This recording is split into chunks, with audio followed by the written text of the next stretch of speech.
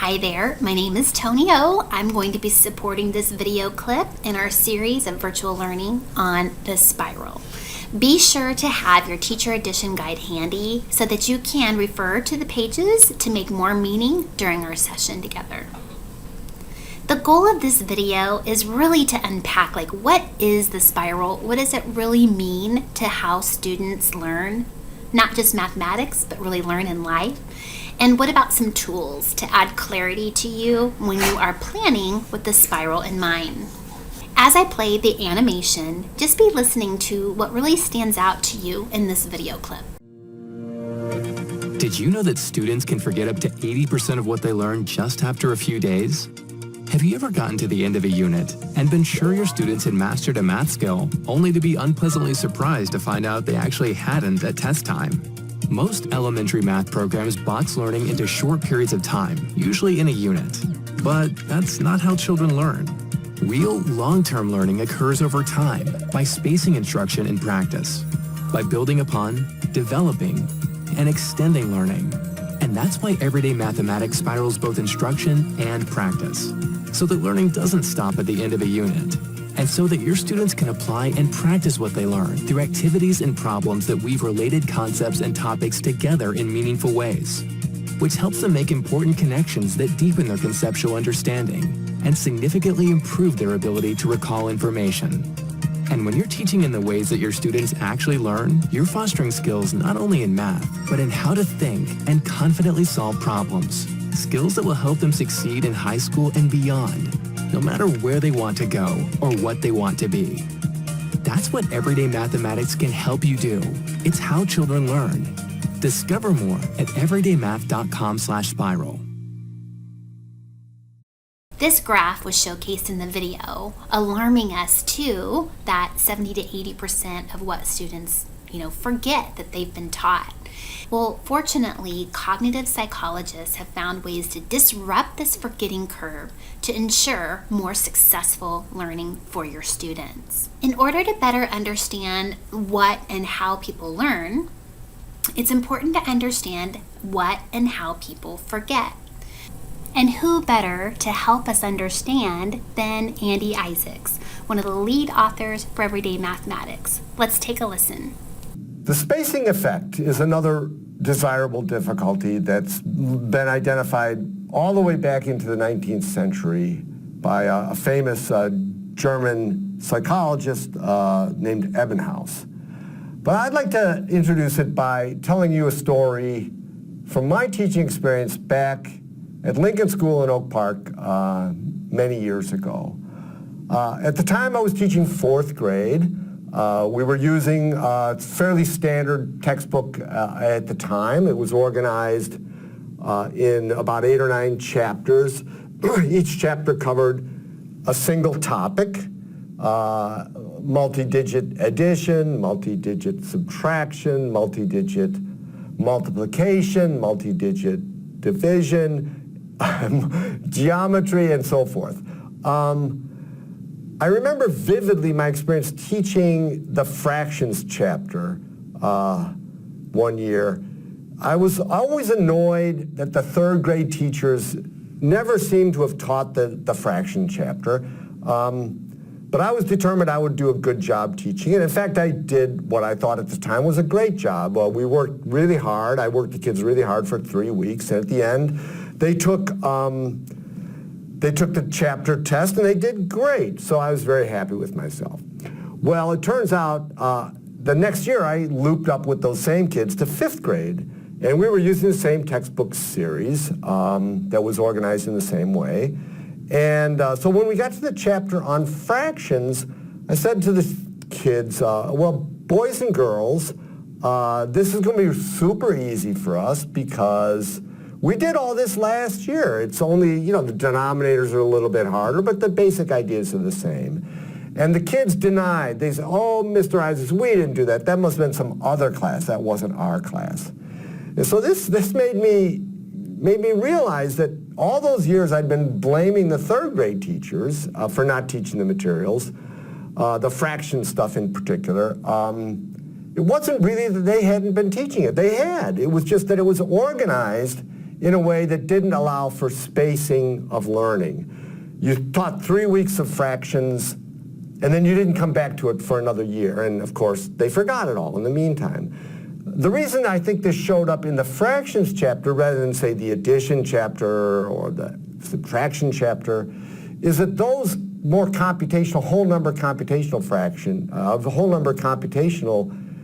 skills and concepts, those do kind of naturally repeat. You know, when you're doing long multiplication, you're also practicing addition. And when you're doing long division, you're practicing both multiplication and subtraction. So those topics got this kind of repeated, spaced practice, but fractions didn't. And so that's why my memory is particularly vivid for fractions. I'd like to associate a couple of images in your minds with massing and spacing.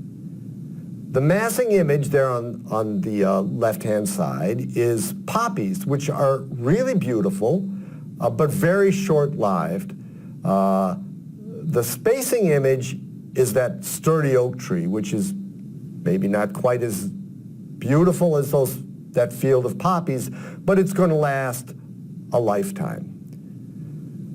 When you have a massed design, that's like the textbook I was using to teach my kids back in the early 1980s, and in fact the design that's still to this day used in most textbooks. All the practice on a skill or a concept is in a concentrated time. You have 3 weeks on fractions, and that's when you focus on fractions. This definitely leads to increases in short-term performance. Kids do get better. My kids at the end of the chapter did great on that chapter test. But this leads to what Robert Bjork calls illusions of competence. My kids really didn't understand fractions very well. They were able to perform on the test. And so one of the distinctions Bjork makes is between performance and learning. And I was focusing on that short-term boost in performance that I got by cramming a lot of fraction work in 3 weeks. But I was neglecting what should have been my real goal, which is long-term learning. Space design, just think about this as an oak tree, spreads out practice over a longer period of time, weeks or months.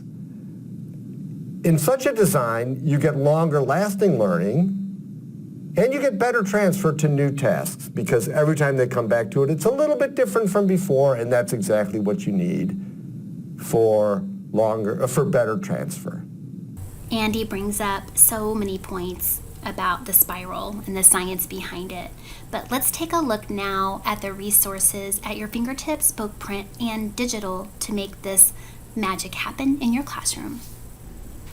Please pause the video and turn to the unit organizer pages labeled Spiral Towards Mastery. This is a little sniglet from the top of the page just to help you locate that. Once you're ready, start back up with the video. Now that you have found your double-page spread, I want you to do a notice and wonder, hopefully with a partner. If not, as you look at these pages independently, what are you noticing? What are you wondering? Take a minute to make a few notes and then return back to the video. A spiral approach can be a new way to think about your unit planning. So how can you implement a spiral approach in your classroom using these planning pages? Let's start by reflecting on some of the features you may have already noticed. So you may have noticed that colors. Orange communicates the coverage in the current unit, and blue adds clarity to the full coherence of the standard from the previous units and also the upcoming learning opportunities to come. You can follow the standard and notice the zigzag of the text called practice portion of the lesson, focus, and even the warm-up, which adds another layer of clarity. Next, the check mark communicates when the standard is assessed, and the star shines light on the expected degree of mastery, as measured against the entire standard that is expected at this point in the school year. For grades 1 through 6, you have the additional feature of a starburst, which just means that same portion of the standard that's communicated in the star is going to be on that end of unit assessment called a progress check. And nested right underneath the star, you can see had the opportunity to teach the entire standard and when it is expected to be mastered.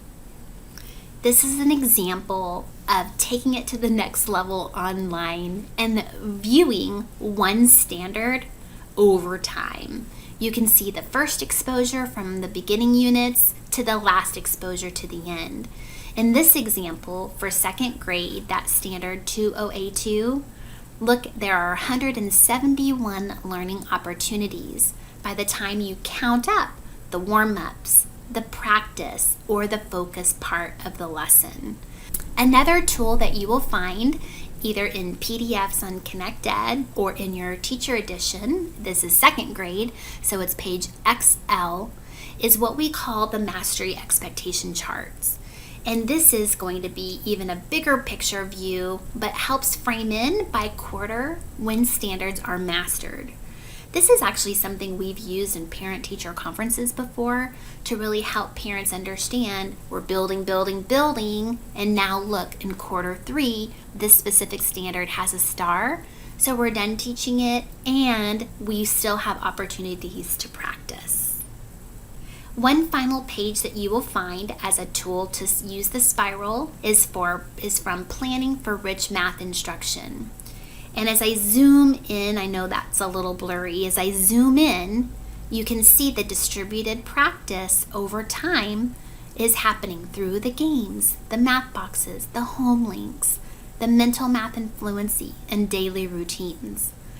The tools we showed you, print and digital, can be very helpful in planning for specific skills and specific students, but also that clarity about where you are headed. So be sure to check them out, even that online digital tracker. And thanks for watching this video.